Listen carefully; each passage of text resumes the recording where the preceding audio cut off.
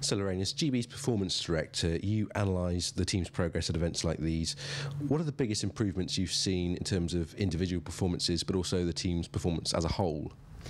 I think what I can see is the maturity of the team on a tactical basis, and on an individual basis we can see people who have put in place some of the coaching techniques and the personal sort of information that they've got from a process goal point of view into the game situation. It's obviously translating from the training ground into the competitive environment, which is a step up in terms of being able to perform under pressure. You can maybe do it in the training ground, and being able to sort of transfer that in the games is something that the players are now starting to do. So it's great to see that happen. The performance last night against Romania is a fantastic achievement for British Handball, but we've still got a long way to go. So the analysis done when we come back is always about improvement, and learning the lessons so that we always learn more than the opposition. By London 2012, we must be beating teams like Romania to ensure that we're in that sort of competitive zone for London. How important are events like these going to be in the build-up to London 2012, where you are going to be the home team? I mean, it's absolutely crucial that we go into every single qualification event from now into London. Friendly matches are great for sort of testing players, but in friendly events and tournaments, each team is also doing the same sort of thing. They're bringing players in, trying different things, but at tournaments like this, where it's qualification events or major championships, teams come to win, and therefore they come with their best teams, and they come with the will and the fight to ensure that each game they're well prepared, so we have to be well prepared.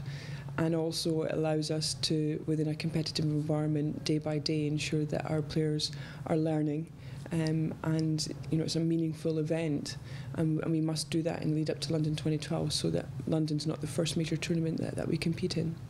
A lot said about the home advantage of hosting major events, and I feel like last night Finland came back from the brink and almost won the match in the last couple of minutes. They had huge home support. How big a part of your preparations is the home advantage in when you're looking forward to London 2012?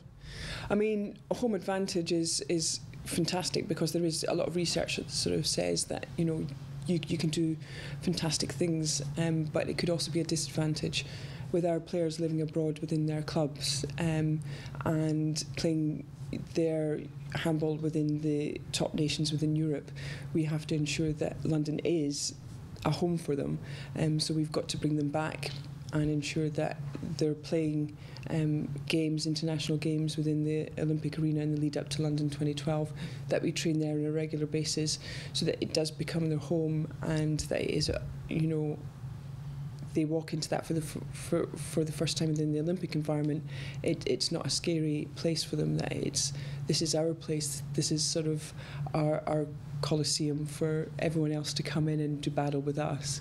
And I think what we've got to do is also educate the British public, so that they're almost the eighth man in the crowd for our players, and help them when they need that support to rally or maintain a short sort of margin, that if we're ahead, they're there helping us maintain that. And so we've got to ensure that the British public come and support us when we are playing at home. I think it's fair to say that handball is still a fairly sort of embryonic sport in the UK compared to countries like Finland, France, Germany. How do you find and identify talent for your elite performance programmes? Yeah, I mean, certainly it's been a big challenge for us. The talent pool 3 years ago was very small.